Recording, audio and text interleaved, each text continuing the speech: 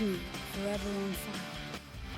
ರಾಮನಗರದ ಬಳಿಕ ಹಾಸನ ಕಬ್ಜಾ ಮಾಡಲಿಕ್ಕೆ ಕಾಂಗ್ರೆಸ್ ಮುಂದಾಗ್ತಾ ಇದೆ. ರೇವಣ್ಣ ಕುಟುಂಬವನ್ನ ಸೈಡ್ ಲೈನ್ ಮಾಡಲಿಕ್ಕೆ ಕಾಂಗ್ರೆಸ್ ಪ್ಲಾನ್ ರೂಪಿಸ್ತಾ ಇದೆ. ಹಳೆ ಮೈಸೂರು ಭಾಗದಲ್ಲಿ ಜೆಡಿಎಸ್ ಪ್ರಾಬಲ್ಯ ಹೊಂದಿರುವಂಥ ಸ್ಥಳಗಳು ಅದು ರಾಮನಗರ, ಮಂಡ್ಯ ಮತ್ತು ಹಾಸನ, ಮೈಸೂರು.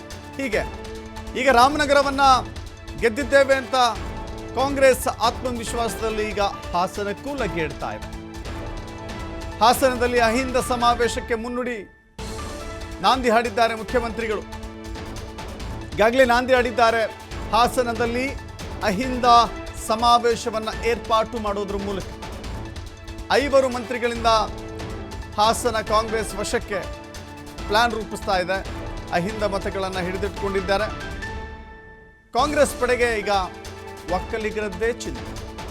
ಒಕ್ಕಲಿಗರನ್ನು ಸೆಳೆಯಬೇಕು, ಒಕ್ಕಲಿಗರನ್ನು ತಮ್ಮ ಮತ ಬ್ಯಾಂಕಿಗೆ ಗಟ್ಟಿಪಡಿಸಬೇಕು ಅಂತ ಹೇಳಿ ಒಕ್ಕಲಿಗರನ್ನು ಕೂಡ ಸೆಳೆಯಲಿಕ್ಕೆ ನಾನಾ ರೀತಿಯ ಪ್ರಯತ್ನಗಳು ಮುಂದುವರಿತಾ ಇದ್ದಾವೆ. ಸೊ ಹೀಗಾಗಿ ಅಲ್ಲಿನ ಶ್ರೇಯಸ್ ಪಟೇಲ್, ಲೋಕಸಭೆ ಸದಸ್ಯ ಶ್ರೇಯಸ್ ಪಟೇಲ್ ಮತ್ತು ಅರಸೀಕೆರೆಯ ಶಾಸಕ ಶಿವಲಿಂಗೇಗೌಡ ಇಬ್ಬರಿಗೂ ಕೂಡ ಹೊಣೆಗಾರಿಕೆಯನ್ನು ನೀಡಲಾಗಿದೆಯಂತೆ. ಮನೆ ಮನೆಗೆ ತೆರಳಿ JDS ನಾಯಕರನ್ನು ಸೆಳೀರಿ. ಎಲ್ಲೆಲ್ಲಿ ಪ್ರಬಲವಾದಂಥ JDS ನಾಯಕರಿದ್ದಾರೋ, ಯಾವ ಹಳ್ಳಿಗಳಲ್ಲಿದ್ದಾರೆ, ಯಾವ ಹೋಬಳಿಗಳಲ್ಲಿದ್ದಾರೆ, ಅದೆಲ್ಲವನ್ನೂ ಕೂಡ ಪ್ಲಾನ್ ಮಾಡಿಕೊಂಡು ರೂಪಿಸಿಕೊಂಡು ಅವರನ್ನು ಕಾಂಗ್ರೆಸ್ ಪಕ್ಷಕ್ಕೆ ಕರೆತರಬೇಕು ಎನ್ನುವ ರೂಪುರೇಷೆಯನ್ನು ಮಾಡ್ತಾ ಇದ್ದಾರೆ. ಹಾಸನದಲ್ಲಿ ಡಿಸೆಂಬರ್ 5ನೇ ತಾರೀಕು ಕಾಂಗ್ರೆಸ್ ಪಕ್ಷದಿಂದ ಅಹಿಂದ ಸಮಾವೇಶ ನಡೆಯುತ್ತೆ. ಒಂದು ಆಳುವ ಸರ್ಕಾರವಾಗಿಯೂ ಕೂಡ ಚುನಾವಣೆಯ ಸಂದರ್ಭಗಳಲ್ಲಿ ಸಮಾವೇಶಗಳನ್ನು ನೋಡಿದ್ದೇವೆ ನಾವು. ಚುನಾವಣೆ ಪೂರ್ವದಲ್ಲಿ ಅನೇಕ ರೀತಿಯ ರಾಜಕೀಯ ಸಮಾವೇಶಗಳು, ಸಮುದಾಯಗಳ ಸಮಾವೇಶಗಳು ಜರುಗುತ್ತವೆ.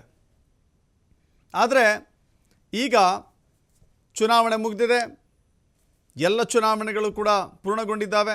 ಉಪಚುನಾವಣೆಗಳು ಕೂಡ ಮುಕ್ತಾಯ ಆಗಿದೆ. ಆದರೂ ಕೂಡ ಕಾಂಗ್ರೆಸ್ ಪಕ್ಷ ಸಂಘಟನೆಯಲ್ಲಿ ಬಹಳ ಪ್ರಮುಖವಾದಂಥ ಪಾತ್ರ ವಹಿಸ್ತಾ ಇದೆ. ಹಾಸನದಲ್ಲಿ ಅಹಿಂದ ಸಮಾವೇಶವನ್ನು ಏರ್ಪಾಟು ಮಾಡಿಕೊಂಡಿದೆ. ಆ ಮೂಲಕ ಕೇವಲ ಈ ಸಮುದಾಯಗಳು ಮಾತ್ರವಲ್ಲದೆ ಒಕ್ಕಲಿಗರ ನಾಯಕರನ್ನು ಕಾಂಗ್ರೆಸ್ ಪಕ್ಷಕ್ಕೆ ಸೆಳೆತರುವಂಥ ಪ್ರಯತ್ನ ಇದರಿಂದ ಅಡಗಿದೆ. ರಾಮನಗರದಲ್ಲಿ ಹೇಗೋ ಗೆಲುವನ್ನು ಕಂಡಿದ್ದೇವೆ.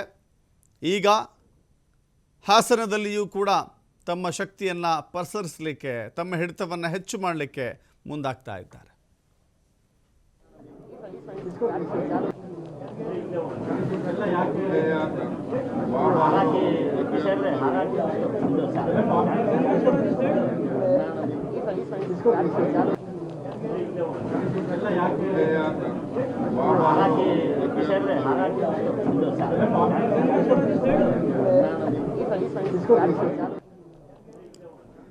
ಹಾಸನಕ್ಕೂ ಕೂಡ ಯಾಕಂತ ಹೇಳಿದ್ರೆ ರಾಜ್ಯ ರಾಜಕೀಯದ ತವರೂರು ಅಂತ ಕರೆಯಲ್ಪಡುವಂಥ ಜಿಲ್ಲೆಯಾಗಿತ್ತು ಹಾಸನ ಜಿಲ್ಲೆ. ರಾಜಕೀಯ ಭೀಷ್ಮ ಅಂತ ಹೇಳಿ HD ದೇವೇಗೌಡರನ್ನ ಕರೀತಾರೆ. ಯಾಕಂದರೆ ಹಿರಿಯ ರಾಜಕಾರಣಿ ಇರುವಂಥ ಕ್ಷೇತ್ರ ಅದು. ಈ ರಾಜ್ಯದಿಂದ ಪ್ರಧಾನಿಯಾಗಿದ್ದರೆ ಅದು ಏಕೈಕ ವ್ಯಕ್ತಿ HD ದೇವೇಗೌಡರು.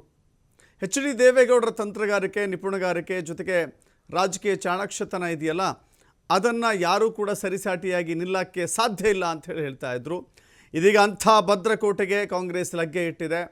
JDS ಪಕ್ಷದ ನಾಯಕರನ್ನು ತನ್ನತ್ತ ಸೆಳೆದು JDS ಪಕ್ಷಕ್ಕೂ ಬಿಗಿಲಾದಂಥ ಶಕ್ತಿಯನ್ನು ಹಾಸನ ಜಿಲ್ಲೆಯಲ್ಲಿ ಹೊಂದಬೇಕು ಅಂತ ಹೇಳಿ ಕಾಂಗ್ರೆಸ್ ಮುಂದಾಗ್ತಾ ಇದೆ. ನಾನಾ ರೀತಿಯ ತಂತ್ರಗಾರಿಕೆಗಳು, ಅದರ ಭಾಗವಾಗಿ ಅಹಿಂದ ಸಮಾವೇಶ. ಮತ್ತಷ್ಟು ಮಾಹಿತಿ ನಮ್ಮ ಪ್ರತಿನಿಧಿ ಪ್ರಕಾಶ್ ನೀಡ್ತಾರೆ. ಪ್ರಕಾಶ್, ಅಹಿಂದ ಸಮಾವೇಶ ಒಂದು ಸಮುದಾಯಗಳ ಕ್ರೋಢೀಕರಣಕ್ಕಾಗಿ ಮಾಡ್ತಾ ಇರುವಂಥ ಕಾರ್ಯಕ್ರಮ ಅಂತ ಅಂದುಕೊಂಡಿದ್ರು. ಆದರೆ ಇಲ್ಲಿ ಬೇರೆದ್ದೇ ರೀತಿಯ ಸ್ಟ್ರಾಟಜಿಗಳು ಕಾಣಿಸ್ತಾ ಇದೆಯಲ್ಲ ಅಂತ.